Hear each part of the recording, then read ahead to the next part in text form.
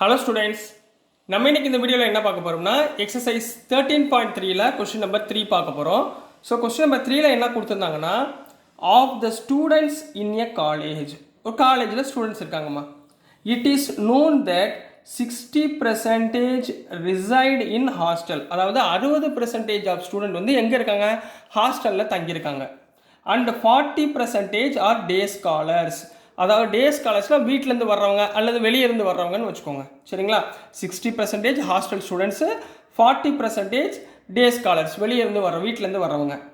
Previous year results report that, அதாவது போன வருஷம் ரிப்போர்ட் படி என்ன இருக்குன்னா, 30% of students who reside in hostel attain A grade. சரிங்களா? இப்போ எக்ஸாம் நடத்தியிருக்காங்கம்மா. எக்ஸாமில் 30% ஸ்டூடெண்ட் யார், எந்த ஸ்டூடெண்ட்டு, ஹாஸ்டலில் படித்த ஸ்டூடெண்ட்டு எவ்வளோ கிரேடு வாங்கியிருக்காங்க, ஏ கிரேடு மார்க் வாங்கியிருக்காங்க. And 20% of day scholars attain A grade. இப்போ வெளியேருந்து வர்றாங்களா, வீட்டிலேருந்து வர்றாங்களா, அதில் 20% பசங்க என்ன பண்ணியிருக்காங்க, ஏ கிரேடு மார்க் வாங்கியிருக்காங்க இன் தேர் ஆனுவல் எக்ஸாமினேஷன். அப்போ இங்கே ரெண்டு விஷயம் என்னென்ன பிரியுது, ஹாஸ்டலில் இருக்கிறவங்க டே ஸ்காலர் ரெண்டாக பிரியுது. அதுக்கப்புறம் அவங்களுடைய ஏ கிரேட் மார்க்ஸ் வந்து 30% 20%ன்னு பிரியுது மார்க்ஸை வச்சு. அப்போ மார்க்ஸு ஹாஸ்டலாக டே ஸ்காலராக, இதை பார்த்துக்கணும். சரிங்களா? ரெண்டாக பிரியும். எதுக்காக இது திருப்பி சொல்கிறேன்னா, பேஸ் தியரத்தில் உங்களுக்கு 2 கண்டிஷன் வேணும். சரிங்களா? அதனால தான் உங்களுக்கு எது ரெண்டாக இருக்குன்றதை சொல்கிறேன். ரைட்டுங்களா? At the end of the year one student is chosen at random from the college. யார் இப்போ ஃப்ரம் காலேஜ்லேருந்து அந்த இயர் முடிகிறப்போ ஒரு ஸ்டூடெண்ட்டை செலக்ட் பண்ணுறாங்க. அதாவது ஏ கிரேட் வாங்கின ஸ்டூடெண்ட்லேருந்து ஒரு ஸ்டூடெண்ட்டை செலக்ட் பண்ணுறாங்க. What is the probability that the student is a hosteller? அப்போ நம்ம என்ன கண்டுபிடிக்கணும், ஏ கிரேடு ஸ்டூடெண்ட்டாக இருக்கணும். அந்த பையன் எதில் இருக்கணும், ஹாஸ்டலில் படிக்கிற பையனாக இருக்கணும். ரைட்டுங்களா?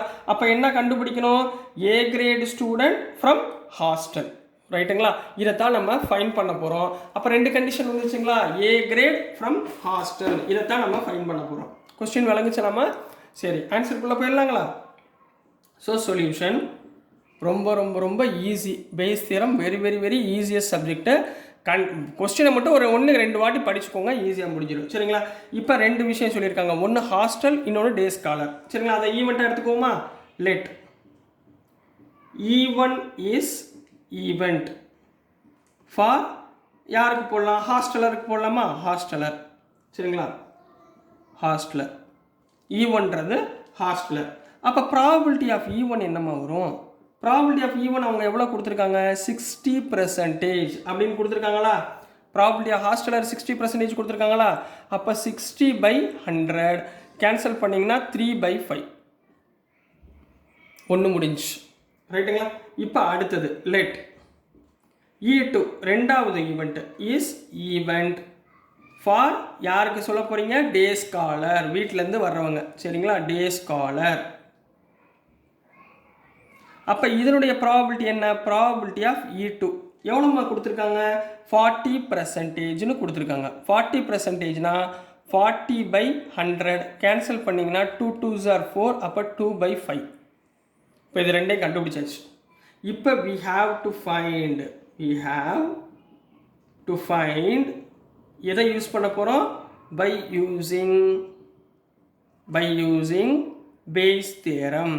பேஸ் தியரத்தை வச்சு நம்ம ஃபைன் பண்ண போகிறோம். என்ன ஃபைன் பண்ண போகிறோம், ப்ராபபிலிட்டி ஆஃப், சரிங்களா, ஏ கிரேட் ஸ்டூடெண்ட் ஃப்ரம் ஹாஸ்டலர். ஹாஸ்டலருக்கு என்ன, E1ல் படித்த பையன், அதாவது ஹாஸ்டலில் படித்த பையன் எத்தனை கிரேடு வாங்கியிருக்கான், ஏ கிரேடு வாங்கியிருக்கான்.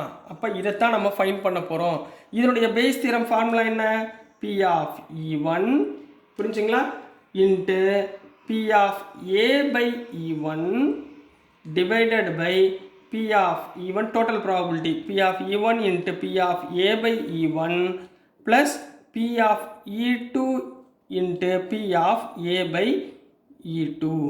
இதுதாம்மா ஃபார்முலா. ரைட்டுங்களா? இதுதான் பேஸ் தியரத்துடைய இந்த கண்டிஷனுக்குரிய ஃபார்முலா. சரிங்களா?